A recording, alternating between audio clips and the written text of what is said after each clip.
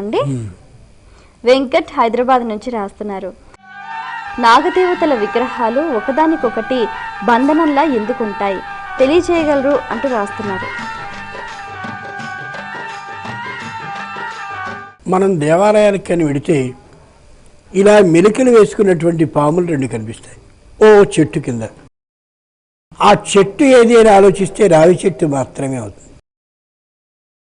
చాలామంది జంట పాముల్ని చూసి సుబ్రహ్మణ్యేశ్వర స్వామి నమస్కారం చేసి ఓ అరటిపండు 2 ముక్కలు చేసి ఆ గుజ్జుని ఈ మూతికి ఆ మూతికి 2 పాములకి ఎతికించి ఇంతతో చాలదన్నట్టుగా దాని మీద పంచదారనో బెల్లానో చల్లి అమ్మయ్య పూజ అయిపోయిందని యువతలకు వస్తారు. చీమలు దోమలు ఇంకా ఇతరమైనటువంటి చిన్న చిన్న క్రిములు అక్కడికి వస్తాయి. భారతీయ హైందవ ధర్మంలో దేనికి ఏది ఉంది అనే విషయం కొద్దిగా మనం ఆలోచిస్తే చాలా విశేషాలు మనకు అర్థమవుతాయి. ఆ జంటగా మెలికలు వేసుకున్నటువంటి పాములు సుబ్రహ్మణ్యేశ్వరుడు కావు. మనం మామూలుగా 2 ముక్కలతోటి గాలిని పీల్చేస్తున్నామని మనం అనుకుంటూ ఉంటాం, అది నిజం కాదు. కుడివైపు ఉన్నటువంటి ఈ ముఖరంధ్రం పేరు పింగళ, ఎడమ వైపు ఉన్నటువంటి ముఖరంధ్రం పేరు ఇడ. ఈ గాలిని పీల్చేటప్పుడు ఇలా ఇలా ఇలా ఇలా అంటే ఇది మాత్రమే పనిచేస్తూ అది మాత్రమే పనిచేస్తూ ఇది మూసుకుంటే అది, అది మూసుకుంటే ఇది, అలా ప్రయాణిస్తూ ఉంటాడు.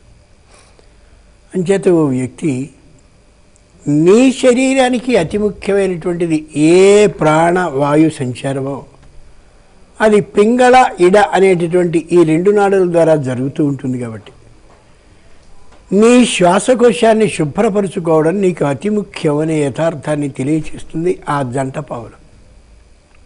ఇది రావి చెట్టు కిందే ఉంటుంది. అశ్వత్థం అంటారు రావి చెట్టుని. అశ్వత్థం చాలా గొప్పది. మనం ఒకసారి శ్రీశైలానికి వెడితే పరమేశ్వరుని ఎదురుగుండా నిలబడితే కుడివైపున అంటే ఉత్తరపు ప్రాకారపు గాలి గోపురాన్ని దాటి వెడితే ఆ స్వామికి ఎదురుగా నిలబడితే కుడివైపున త్రిఫల వృక్షం అన్నట్టు కనిపిస్తుంది. అశ్వత్థ ప్లాక్ష ఔదుంబర అంటే రావి జువ్వి మేడి 3 వృక్షాలు కనిపిస్తాయి కలిసి, ఒకే పొదలో కనిపించినట్టుగా 3 కలిసి అలా ఎది కనిపిస్తాయి. ప్రతి వ్యక్తికి శరీర ఆరోగ్యం సరిగా ఉండాలంటే త్రిఫలాలు కలిసినటువంటి చూర్ణాన్ని తినాలి అని దాంట్లో ఉండే అంతరంతం. అంచేత రావి జువ్వి మేడి ఈ 3 బెరడుల యొక్క భస్మాన్ని జాగ్రత్తగా తీసుకుని తేనెలో కలిపి తింటూ ఉన్నట్టయితే ఏ విధమైన శ్వాసకోశ వ్యాధులు రావు. ఇక్కడ మనం అనుకునేటటువంటి విధానం ప్రకారం ఈ జంటపావులు నీ యొక్క ఈ శ్వాసకోశ విధానాన్ని జాగ్రత్తగా పరీక్షించుకొని చెప్తుంది మనకి.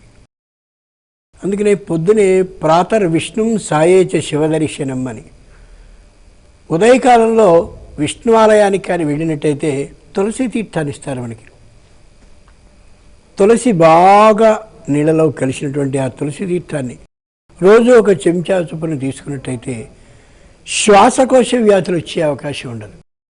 అందుకోసమని శ్వాసకోశం సరిగా ఏర్పాటు చేసుకుని ఉంచుకో అని తెలియచేసేందుకు ఈ 2 జంట బంధనంగా కలిగిన మెలికలు వేసుకున్న పాముల్ని చూసి నీ శ్వాసకోశ విధానాన్ని పరిశీలించుకొని చెప్పేందుకు సూచనగా అది కనిపిస్తుంది తప్ప వాళ్ళు సుబ్రహ్మణ్యేశ్వరుడు మాత్రం కాదు. ఏదైనా తేడా ఉన్నట్టయితే అశ్వత్థం రావి చెట్టు ఉంది కాబట్టి అశ్వత్థ భస్మాన్ని తీసుకుని దాన్ని నివారించుకో, సరిచేసుకో అని మనకి సంకేతీకరించి చెప్తుంది. కాబట్టి భారతదేశంలో కనిపించే ప్రతి దేవాలయం ఒక వైద్యాలయానికి సంబంధించింది.